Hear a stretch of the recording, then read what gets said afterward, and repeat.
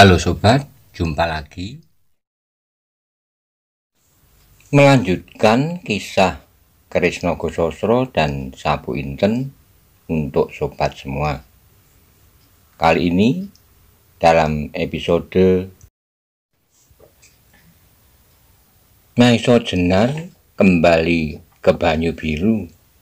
Selamat menikmati. Salam Daya.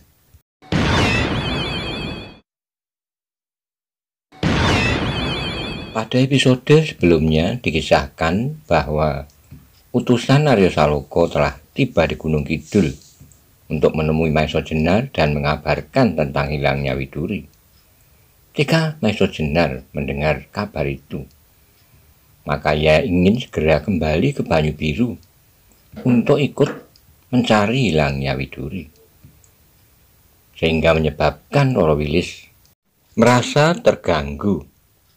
Bagaimana kisah selanjutnya? Simak bersama-sama.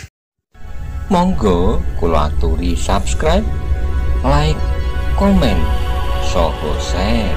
Matur nuwun.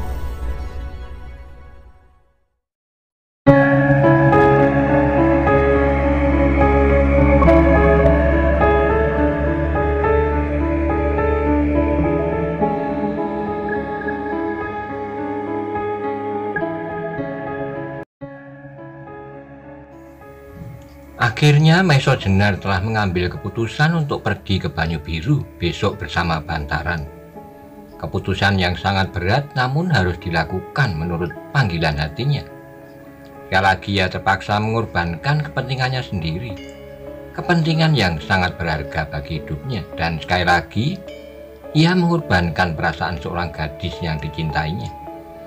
Meskipun Roro Wilis itu dapat mengerti sepenuhnya, tapi ia kecewa terhadap keadaan yang belum memungkinkan menikmati ketentraman dan ketenangan hidup. Lebih-lebih lagi hidup dalam lingkungan keluarga yang diimpikan. Ki Ageng Pandhanalas melihat pula kerisauan di dalam hati cucunya. Ia pun menjadi kecewa seperti kekecewaan Roro Wilis sendiri. Orang tua itu benar-benar ingin melihat keturunannya tidak lenyap sama sekali. Karena itu alangkah rindunya ia akan keluarga cucunya itu. Namun tiba-tiba ia tidak dapat menentang keadaan yang tiba-tiba saja dihadapkannya kepadanya, pada cucunya dan kepada cita-citanya. Karena itu maka ketika Maisa Jenar mohon diri kepadanya, maka katanya serta-merta, "Aku turut anggir ke Banyu Biru." Maisa Jenar terkejut mendengar jawaban itu. Juga Roro Wilis terkejut, namun orang tua itu kemudian berkata pula dengan wajah yang suram, "Wilis, aku akan berbuat untukmu. Aku tidak tahu apakah tenagaku yang tua ini akan berguna. Namun aku ingin membantu mencari yang hilang itu. Betapa kecil arti usahaku. Tapi aku percaya semakin banyak orang yang berusaha mencari, maka semakin cepatlah cucu Widuri itu akan diketemukan. Dengan demikian maka anggir Maisa Jenar pun akan semakin cepat selesai pula dengan pekerjaannya." Kata-kata itu berdenyut di dalam dada Roro Wilis dan Maisa Jenar. Terasa betapa orang tua itu menjadi sedih karena keadaan. Tapi orang tua yang penuh dengan pengertian itu tidak saja hanya meratap, namun ia berbuat sesuatu untuk mempercepat penyelesaian. Karena itu maka tiba-tiba Roro Wilis pun berkata, "Aku juga ikut, Kakang." Maisa Jenar terkejut mendengar permintaan itu. Karena itu maka dengan serta-merta ia berkata, Jangan Wilis. Aku tidak akan dapat menunggu dalam kesepian di Gunung Kidul ini." Maisa Jenar tidak segera menjawab. Ditatapnya wajah Ki Ageng Pandhanalas, seakan-akan ia menyerahkan setiap persoalan padanya. Namun Ki Ageng Pandhanalas pun menundukkan wajahnya. Jika kemudian mereka berdiam diri, maka ruangan itu pun menjadi sunyi. Mereka mengangkat wajah-wajah mereka ketika terdengar suara di belakang. "Kakang Demang, kuda Kakang telah disiapkan." "Baik," sahut suara yang lain, suara Demang Sorayuda. "Aku akan pergi ke Banjar sebentar." Kemudian terdengarlah langkah keduanya lewat di seberang dinding dan hilang ke pendopo. Dada Roro Wilis berdentang mendengar langkah itu, mendengar suara Rati dan mendengar suara Soroyudo. Mereka telah berhasil membangun suatu ikatan keluarga yang bahagia. Kalau ia tinggal sendiri di Kademangan itu, maka setiap kali ia melihat kebahagiaan itu, maka hatinya akan menjadi semakin kesepian. Apakah aku menjadi cemburu? Katanya di dalam hati, atau iri hati. Roro Wilis itu pun kemudian mendesak pula, "Kakang, aku akan ikut ke Banyu Biru." Ki Ageng Pandanalas adalah seorang yang telah banyak mengenyam pahit manisnya kehidupan. Tidak saja sebagai seorang pengembara yang harus bertempur dengan lawan-lawannya, dengan penjahat-penjahat dan dengan penyamun-penyamun, namun ia pernah juga merasakan duka derita hidup kekeluargaan. Orang tua itu pernah melihat anaknya menjadi korban yang menyedihkan. Ia melihat betapa seorang perempuan yang hidupnya penuh kepahitan apabila ia ditinggalkan oleh suaminya yang dicintainya. Tetapi ia pernah juga mendengar seorang laki-laki yang jalan hidupnya dihancurkannya sendiri karena ia merasa kehilangan istrinya. Meskipun demikian, ternyata bahwa ia hanya berprasangka seperti Lowo Ijo. Karena itu orang tua itu mengerti perasaan yang tersimpan di dalam hati Roro Wilis, sehingga kemudian ia menjawab, "Angger maiso jenar, bila berkenan di hati Angger, biarlah Wilis ikut serta ke Banyu Biru." Desah Maiso Jenar di dalam hatinya. Apakah arti perjalanan ke Gunung Kidul? Pertanyaan itu pun terdengar pula di dalam hati Roro Wilis dan Ki Ageng Pandanalas. Namun mereka mempunyai jawabannya. Ternyata Maiso Jenar masih sanggup mengorbankan kepentingan pribadinya untuk panggilan rasa keadilannya yang tersentuh. Penculikan atas Endang Widuri adalah kejahatan, dan Maiso Jenar ingin melenyapkan kejahatan, meskipun dalam batas-batas kemampuan yang ada padanya.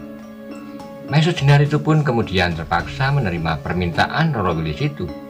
Ia kemudian menganggap kedatangannya ke Gunung Kidul sebagai suatu kunjungan yang menyenangkan untuk mempersiapkan masa-masa yang dinanti-nantikannya bersama Roro Wilis.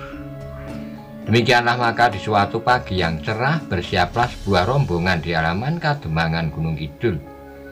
Meskipun Soroyudo dan beberapa orang ketua Kademangan itu menjadi kecewa, namun mereka terpaksa melepaskan rombongan itu pergi. Beberapa orang telah mendengar pula apa yang terjadi di Banyu Biru. Bahkan Soroyudo menyesal pula mengapa Widuri itu dahulu tidak dibawanya sekali, sehingga dengan demikian maka tidak ada kemungkinan untuk menculiknya. Tapi beberapa orang yang lain tidak mendengar berita tentang hilangnya seorang gadis di Banyu Biru, sehingga karena itu timbullah berbagai pertanyaan di dalam hati mereka.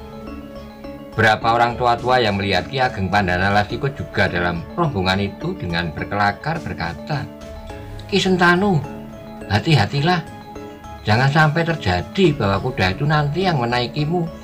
Ki Ageng Pandanalas yang dikenal bernama Ki Sentanu itu tertawa. "Mudah-mudahan," jawabnya. Pagi itu Maiso Jenar beserta rombongan meninggalkan Gunung Kidul dengan hati yang bimbang. Kehadirannya di daerah yang berbukit-bukit itu benar-benar seperti sebuah mimpi saja. Namun mimpi yang menumbuhkan harapan di dalam hatinya, bahwa suatu ketika ia akan dapat mengulangi mimpi yang pasti akan lebih indah lagi. Ketika mereka sampai di alun-alun kecil di muka rumah Kademangan itu, maka sekali mereka berpaling. Dada Maiso Jenar dan Roro Wilis berdesir karenanya. Mereka melihat Demang Soroyudo dalam pakaian yang indah berdiri di samping Rati, istrinya.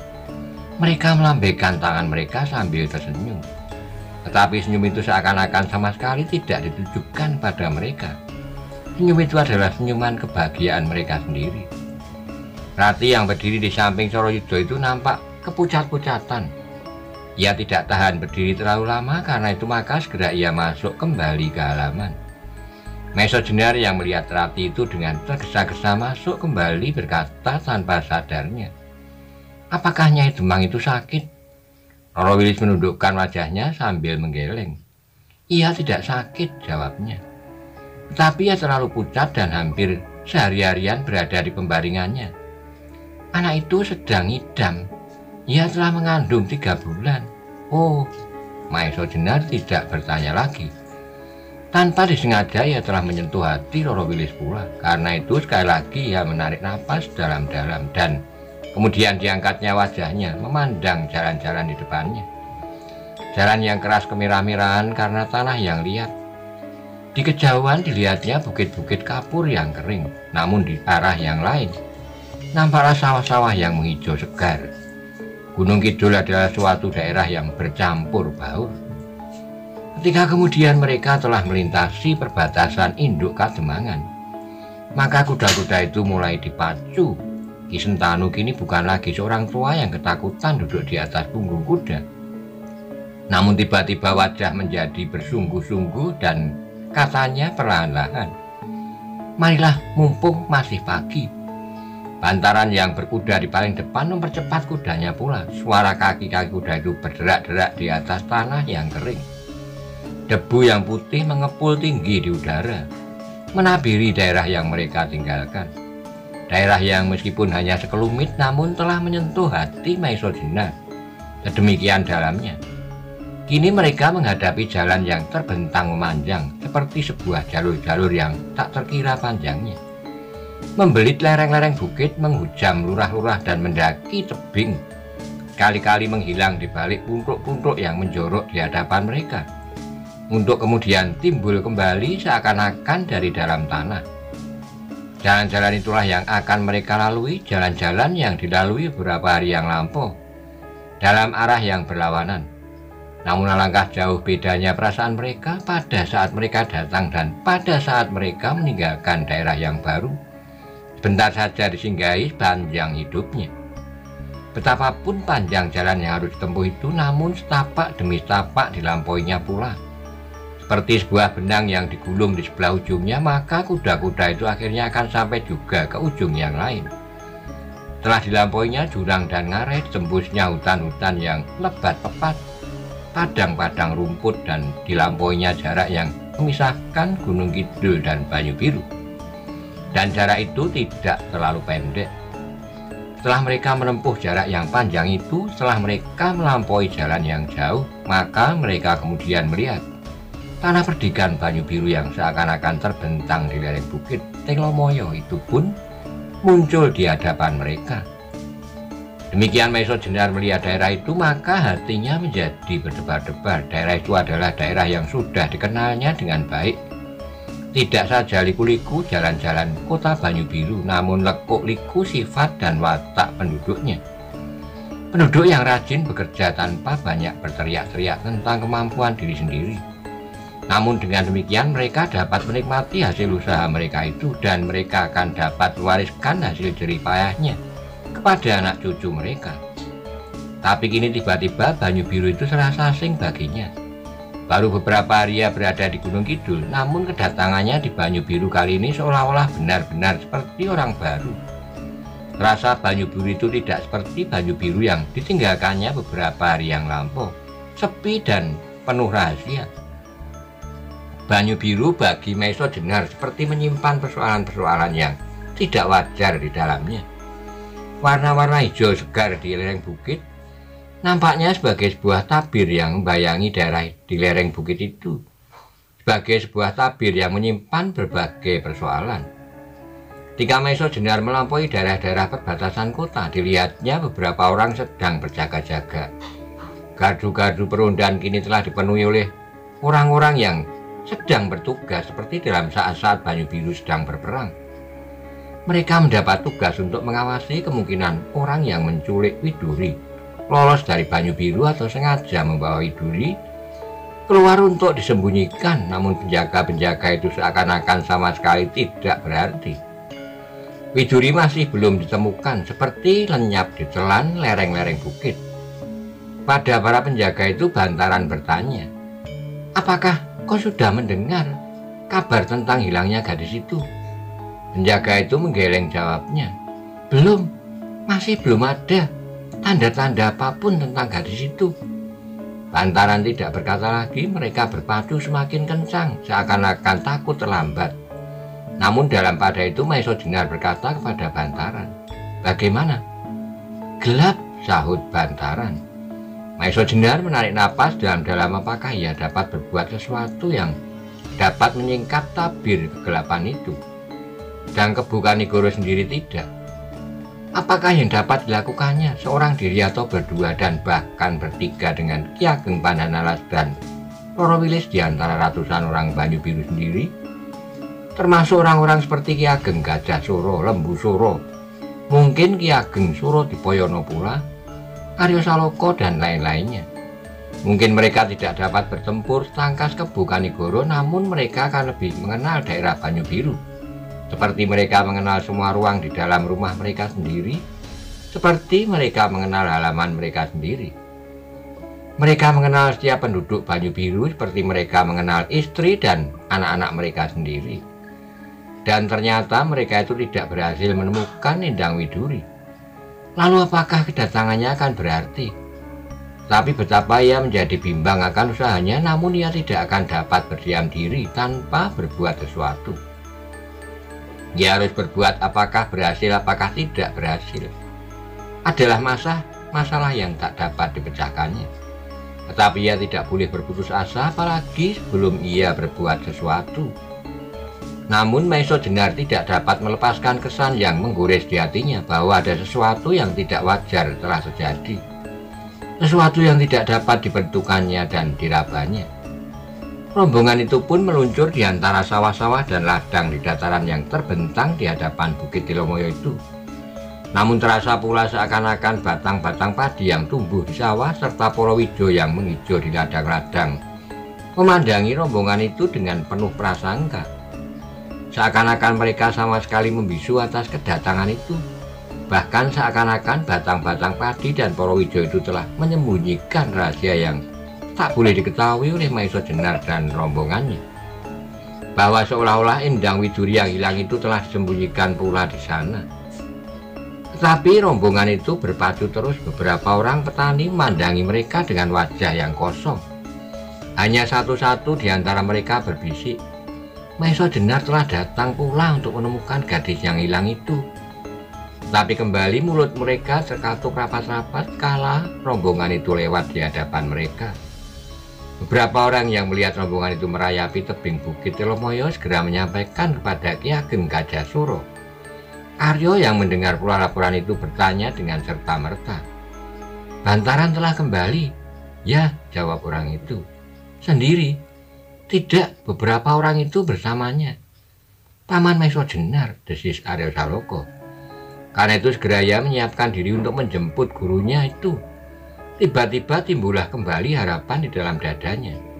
Harapan yang selama ini hampir padam, tapi sebelum Aryo sempat meloncat ke punggung kudanya, maka derap kuda rombongan yang datang itu sudah sedemikian dekatnya, sehingga saat kemudian mereka melihat rombongan itu masuk ke halaman. Ketika kuda-kuda itu berhenti, maka para penunggangnya segera berlompatan turun. Arya Saloka yang melihat Maiso Jenar tidak dapat menahan hatinya lagi. Segera ia berlari kepadanya dan seperti seorang anak yang menyambut kedatangan ayahnya, Aryo itu pun segera menyambut tangan gurunya sambil berdesis, "Selamat datang, Paman. Aku menjadi sangat gelisah seandainya Paman tidak datang ke Banyu Biru." Maiso Jenar menepuk punggung Arya Saloka sambil berkata, "Aku ikut prihatin, Aryo." "Terima kasih, Paman. Aku percaya bahwa Paman pasti akan datang." Maiso Jenar mengangguk-anggukkan kepalanya. Rombongan itu pun kemudian berjalan ke pendopo disambut langsung oleh Ki Ageng Gajah Suro, Ki Ageng Lembu Suro, dan bahkan Ki Ageng Surodipoyono pun ada pula di pendopo itu. Di antara mereka berdiri dengan pandangan yang kosong Kebu Kanigoro. Mereka menyambut kedatangan Maiso Jenar dengan penuh gairah, seakan-akan mereka orang-orang yang menentukan jalan perputaran roda Banyu Biru itu menggantungkan harapan mereka pada Maiso Jenar. Wajah-wajah yang ramah dan penuh harapan memenuhi pendopo itu. Ucapan selamat datang yang tulus dan sapa atas keselamatannya dengan penuh kesungguhan, seakan-akan mereka telah bertahun-tahun berpisah. Dan sambutan itulah yang menjadikan Maiso Jenar semakin merasa dirinya asing pada keadaan di sekitarnya. Seakan-akan Maiso Jenar melihat suatu daerah yang ketakutan karena berbagai ancaman. Ia merasa bahwa saat itu dirinya telah menjadi pusat perhatian dan bahkan seakan-akan menjadi tempat untuk mengadukan nasib mereka. Tapi dada Maesa Jenar itu pun berdesir karenanya ketika ia melihat wajah Roro Wilis yang muram. Gadis itu menundukkan wajahnya sambil bermain-main dengan ujung kainnya. Dalam kegairahan orang-orang Banyu Biru menyambut kedatangan Maesa Jenar itu, terasa betapa kesepian telah melanda dada Roro Wilis. Sebagai seorang gadis, ia merasa bahwa kali ini ia sama sekali tidak diperlukan. Seolah-olah tak seorang pun lagi yang ingat bahwa ia hadir pula di pendopo itu, selain beberapa Sapa dan Subosito. Mempersilahkannya duduk, namun kemudian perhatian mereka terampas oleh persoalan-persoalan yang telah menggemparkan Banyu Biru itu. Tak seorang pun lagi yang menanyakan apakah ia bergembira datang ke Banyu Biru, apakah ia telah merencanakan kapan hari yang ditunggu-tunggu itu akan datang. Tidak ada yang menanyakan itu kepadanya. Maesa Jenar pun tidak lagi ingat akan kehadirannya. Tapi gadis itu tiba-tiba menggeleng lemah, dicobanya mengatasi gelora di dalam hatinya itu. Aku terlalu mementingkan diriku sendiri. Di sini Banyu Biru kini sedang dihadapkan pada suatu persoalan yang harus mendapat pemecahan. Mengapa aku tidak sanggup untuk melupakan persoalanku sendiri, seperti masa-masa yang telah lampau? Mengapa kini aku terikat pada kepentingan diri ini? Dengan susah payah akhirnya Roro Wilis berhasil mengatasi kesepian itu, namun terasa ia menjadi pening.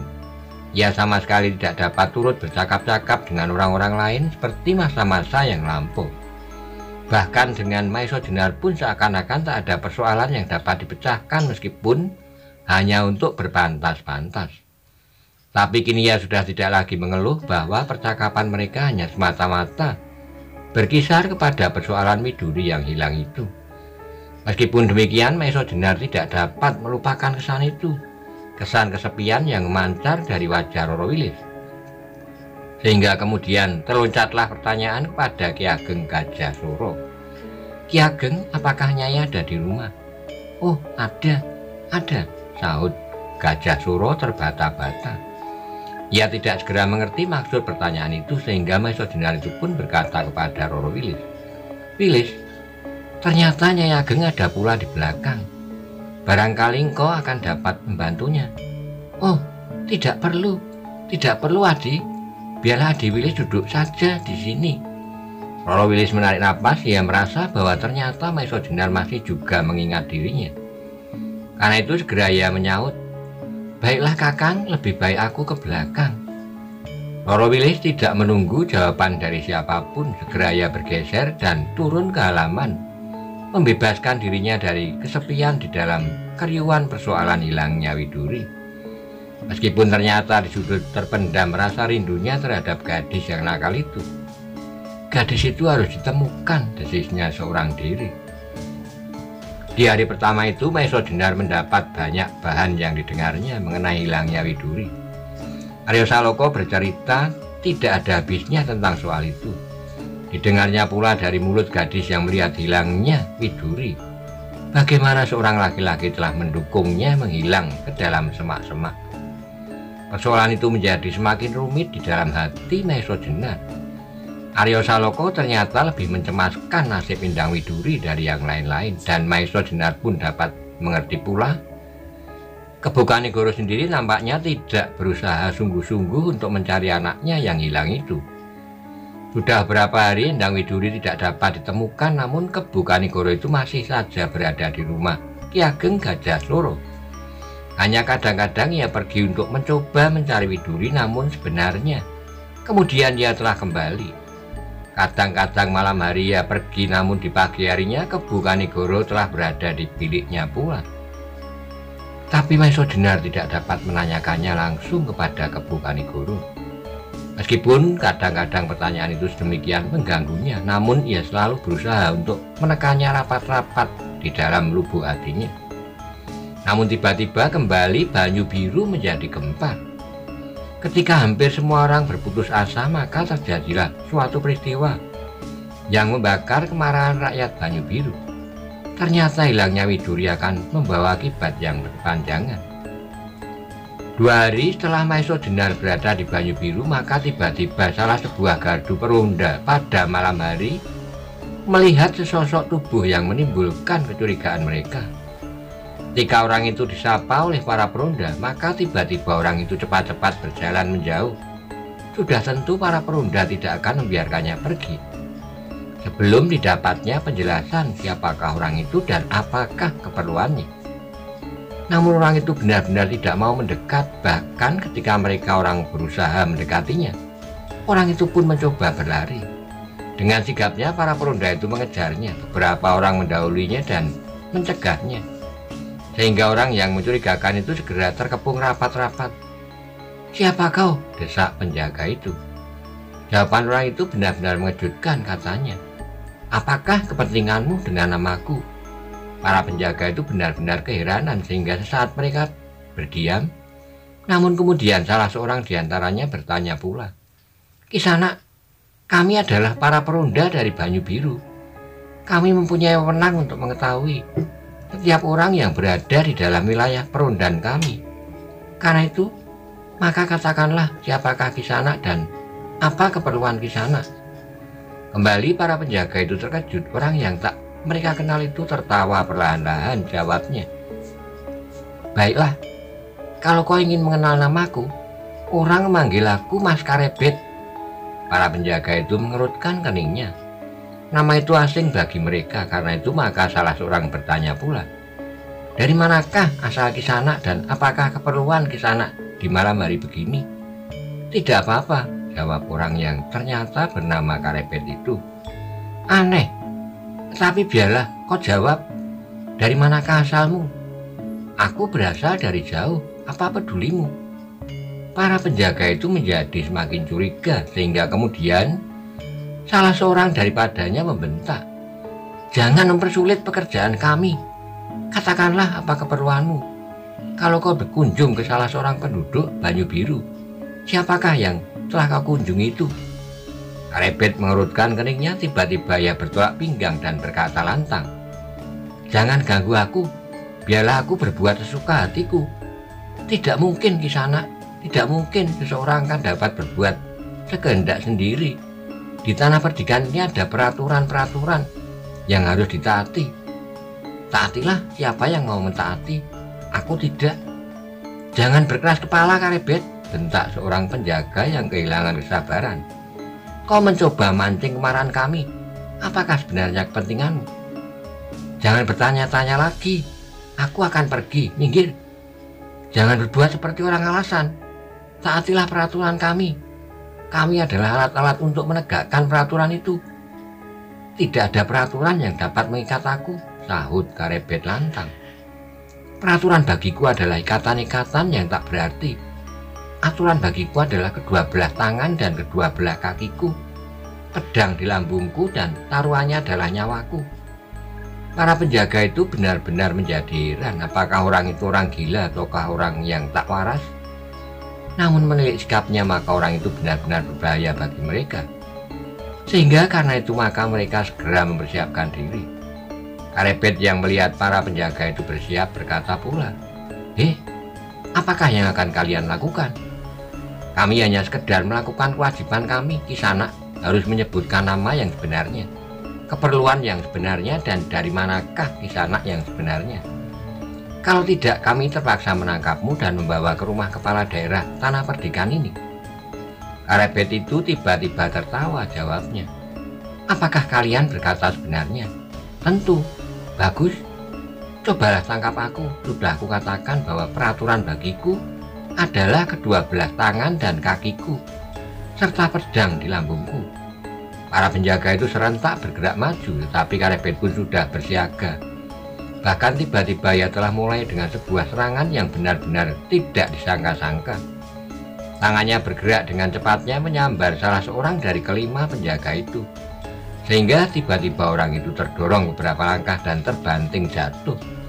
Terdengar ia mengerang kesakitan dan berusaha dengan tertatih-tatih tegak kembali. Namun terasa punggungnya menjadi sakit, sehingga karena itu maka tenaganya sudah jauh berkurang. Keempat kawannya tidak menunggu lebih lama lagi, segera mereka menyerang bersama-sama. Tapi ternyata mereka berhadapan dengan Mas Karebet, seorang anak yang aneh dan mengagumkan. Karena itulah maka mereka tidak dapat berbuat banyak. Mas Karebet itu mampu bergerak cepat burung sikatan dan menyambar-nyambar dengan garangnya, seperti burung Raja Wali. Benar-benar suatu gabungan kecakapan yang tiada taranya. Tapi keempat orang laskar Banyu Biru itu dan seorang lagi yang telah hampir tak berdaya, sama sekali bukan pengecut. Meskipun mereka terkejut melihat lawannya mampu bergerak dengan cepatnya, bahkan di luar dugaan mereka, namun mereka kini sedang melakukan tugas mereka. Sehingga bagaimanapun juga mereka berjuang sekuat-kuat tangan dan kaki mereka, maka mereka pun pasti masih akan tetap bertempur. Sehingga dengan demikian perkelahian itu menjadi semakin seru. Seorang di antara mereka berusaha untuk meninggalkan perkelahian itu untuk memberitahukannya pada mereka yang masih berada di gardu penjagaan. Namun tiba-tiba Mas Karebet meloncat seperti seekor kijang dan orang itu pun terpelanting pula beberapa langkah, sehingga kemudian jatuh berguling di tanah. Alangkah marahnya para perunda itu, namun tidak banyaklah yang dapat mereka lakukan selain mencoba bertahan atas serangan-serangan Karebet yang sedemikian lincahnya. Tapi ternyata Karebet bukanlah lawan mereka. Satu demi satu mereka jatuh berguling, dan betapa sulitnya untuk bangun kembali.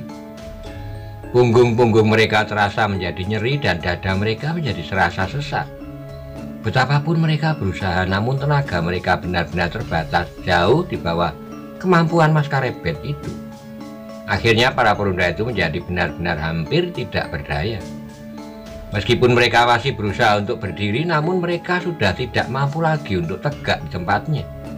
Sekali-kali mereka terhuyung-huyung dan bahkan hampir-hampir mereka tidak kuat lagi menahan tubuhnya sendiri. Karebet berdiri bertolak pinggang, ditatapnya wajah para perunda itu satu demi satu. Kemudian terdengar ia tertawa nyaring, katanya di sela-sela suara tertawanya, "Hei, katakan sekarang kepadaku, apakah aku masih harus mentaati peraturanmu?"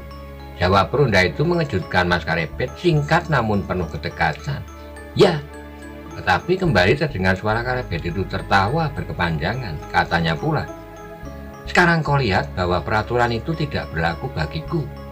Yang berlaku bagiku adalah tenagaku. Kalau kalian mampu mengalahkan aku, barulah aku akan tunduk kepada kalian."